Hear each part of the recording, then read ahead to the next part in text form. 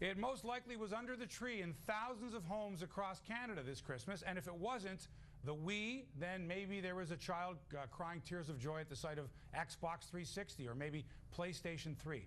But before you boast about your child's new Nintendo workout, consider this: can he or she become addicted? Well, doctors across North America are pushing to have video game addiction officially classified as a psychiatric disorder.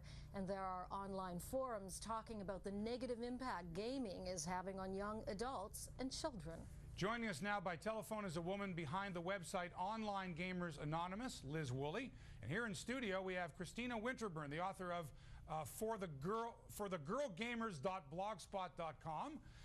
And Mark Willett, who's an assistant professor at McMaster University, and Mark, we understand, an avid video gamer as well. First, let me ask Liz this question. Why did you start the Online Gamers Anonymous website, Liz?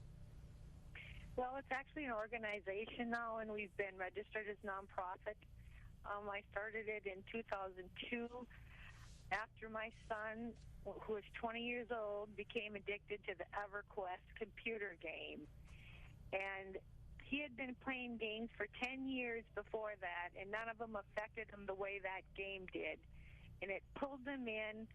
He got sucked into it. He left his real life. He stopped talking with us. He got evicted from his apartment. He quit his job.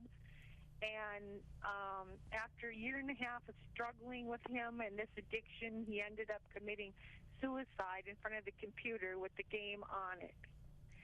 And after he died, I found out that this was happening to thousands of other people out there. And I just wanted to give us a place to go to get through this because we could not find support anywhere else.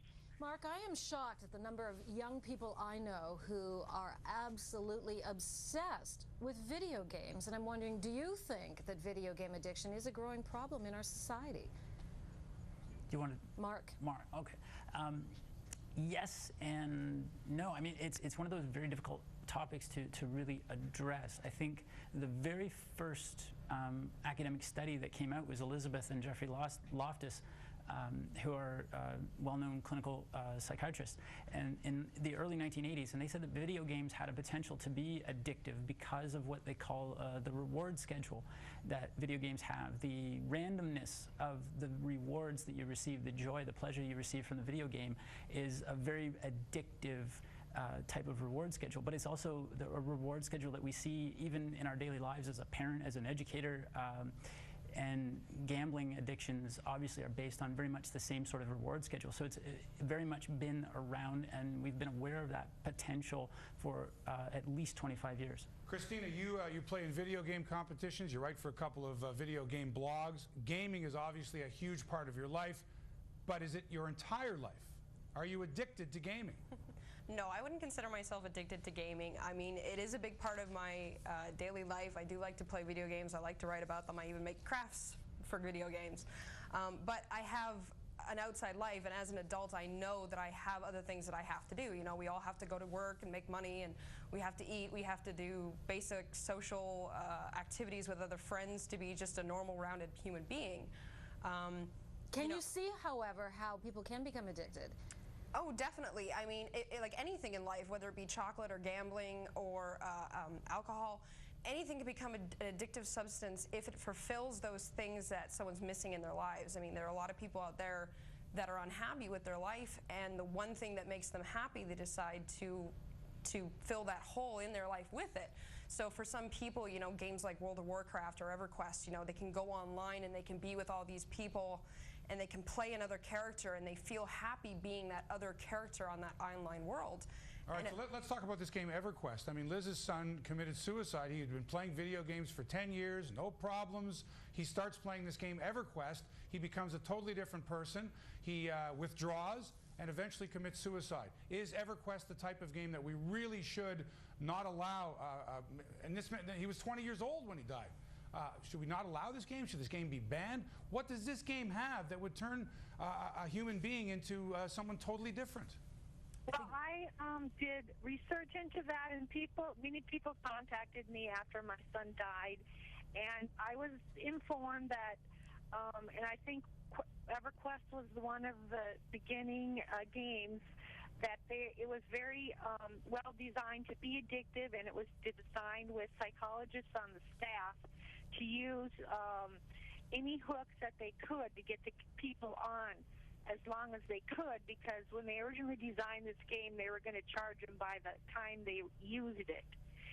And so it was specifically designed to get the people addicted to it. And one of the things that I guess that is concerning me today is that so many parents are bringing these games into their homes and encouraging their children to play it, that the children don't even get a foot in the real world. And they're thrown into this fantasy land, and they don't know anything else, and they don't know how to function in the world. Okay. And I guess that is what is really concerning me today. Mark, do you find a lot of people have this problem, that they once they get into a certain type of game, they can't get out of it? I think there is something that we recognize as particularly different with video games, that it's one of the first formats where we recognize our own participation in the cultural forum. We typically think of ourselves as passive consumers when we view something like television or a movie, but we're actually participants because we're actually there and participating. Video games make us very aware of that. But at the same time, one of my very favorite slides to show my class was a congressional report on the degeneracy of adolescence, and it was in the 1950s. It was published in 1955, 56, and it was on comic books. And the same argument was made in the 50s about comic books, later on about rock and roll. In the 70s and 80s, you might recall, we had the heavy metal with backward masking, and we also had the same the famous Judas Priest trial, where Judas Priest was accused of causing young men to have a suicide pact. So very much each generation seems to have its own forum which the parents don't recognize or understand, and that's what tends to be what calls parents' attention to it. I think as the generation who are playing video games now become parents, and I would include myself in that. Now I'm a parent and a video gamer for over 25 years myself. It's not an unfamiliar technology, whereas in previous generations it might have been. All right, you know, all I know is... Because I wanted to say, because you already know about games, I bet that you're going to kind of watch your children so that they don't get too involved in these games. Right. I'm You sorry, know Mark, sorry, folks, I hate to cut you off. We've run out of time here. Boy, this has come a long way since the days of Pong, when me and the friends used to sit and order pizza and play that game back and forth like tennis. It really has changed. I'm not sure it's anything close to the days of comic books or rock and roll, but certainly it is something that parents and children should be very, very aware of. Thanks so much to our guests today for joining us, Liz Woolley, Christina Winterburn, and Mark Willett. Thank you all. All right. Thank you for having us. Thank you.